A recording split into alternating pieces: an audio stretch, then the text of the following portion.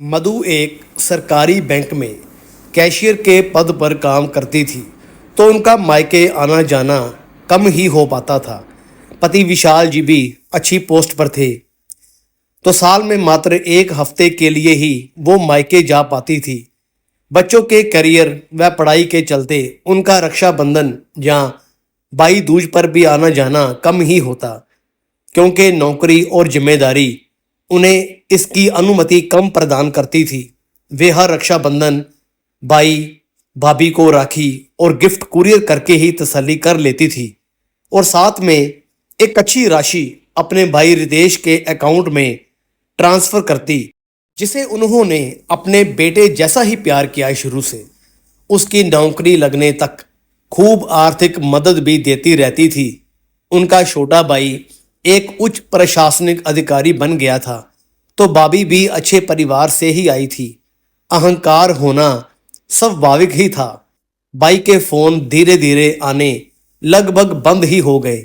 बस तिलक या राखी पर बस एक खबर मिल जाती कि समय से कुरियर मिल गया। भाभी अर्चना कभी कभार एक औपचारिकता निभा देती कि दीदी कभी आकर भी राखी बांध दिया करो। इस वर्ष भाभी के औपचारिक फोन के बाद उन्हें ये मौका जल्दी ही उपलब्ध हो गया।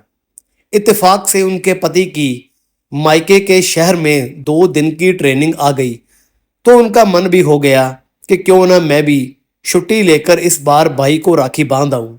इसी बहाने माँ से भी मिलना हो जाएगा। जरूरी उपहार व शॉपिंग करके उन्होंने बच्चों को सब समझा दिया, तो बच्चों ने भी उन्हें आश्वासन दिया कि आप लोग बेफिक्र होकर जाइए।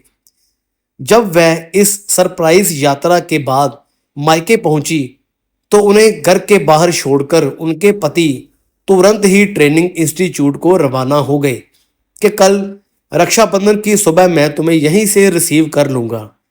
घंटी बजाते हुए मधु जी मन में अपने बचपन के दिनों को जैसे जीती जा रही थी कि जब से शादी हुई तब से भाई के हाथ पर खुद से राखी नहीं बांध पाई। इतने बरस बाद आज ईश्वर ने संजोग दिया। इधर भाभी अर्चना ने जैसे ही गेट खोला तो एक ठंडे से उत्साह के साथ अंदर बुलाया। अरे दी, आप अचानक? हाँ क्यों, नहीं आना चाहिए था क्या? अंदर आते हुए मधु बोली। नहीं, ऐसी कोई बात नहीं, आप ही का घर है।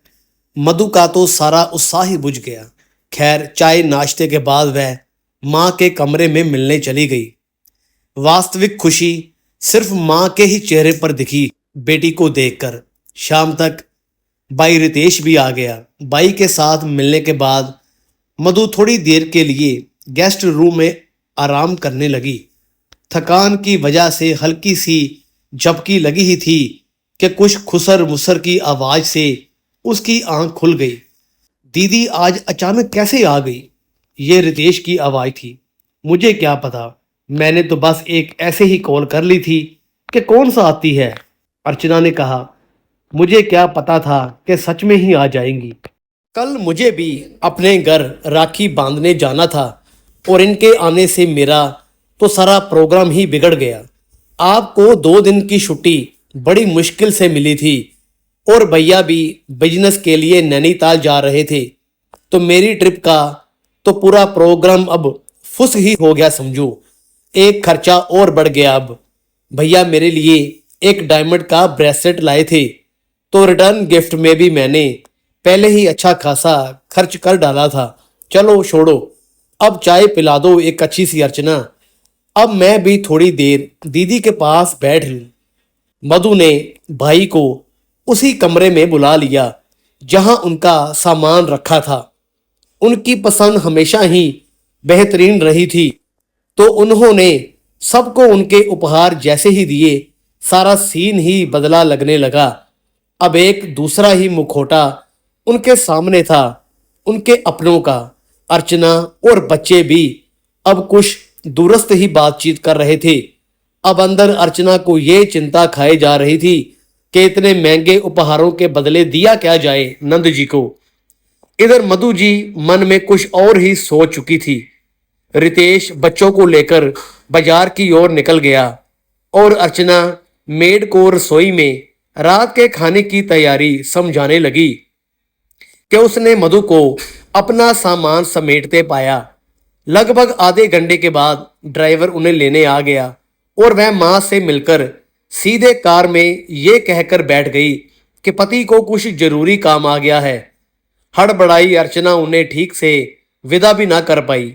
जैसे ही वह अंदर गई, उसे मेज पर उपहारों के नीचे ही एक पत्र मिला जिसमें लिखावट मधु की ही थी। प्रिय रितेश और अर्चना, सदा खुश रहो। मैं यहाँ तुम्हारा त्योहार खराब करने नहीं आई थी तो बचपन के कुछ खट्टे मीठे पल ताज़ा करने। वो बचपन के प्रेम और संघर्ष की यादें। पर मुझे एक अच्छा सबक मिल गया कि दिखावटी और बनावटी रिश्तों की अपेक्षा अकेले रहना ही उचित है। ये भूल गई थी कि अब रिश्तों में भी डायबिटीज की बीमारी हो गई है, जिसे समय समय पर महंगे उपहारों का डोज मेंटेन करता रहता है। तुम्हारी बातें मेरे कानों में पड़ गई थी तो सोचा कम से कम विशाल की रक्षाबंधन अच्छी हो जाए। स्नेह उसी को करो जो आपको करे। फिजूल में किसी रिश्ते के पीछे भागने का कोई भी मतलब नहीं। एक तरफा कब तक निभाती रहूंगी? तुम लोग थक कर पीछे छूट चुके हो तो मेरा भी अब आगे बढ़ना उचित रहेगा। खैर, मैं राखी वापस ले जा रही हूँ, खुद के लिए, ताकि अपने स्वाभिमान की रक्षा खुद कर सकूं। क्योंकि परंपरा निभाने का काम बस हम बहनों का है तो ईश्वर से बड़ा रक्षक कोई नहीं। भाई, अब रिश्ते को ही पहचान ले, यही बहुत है। धन्यवाद।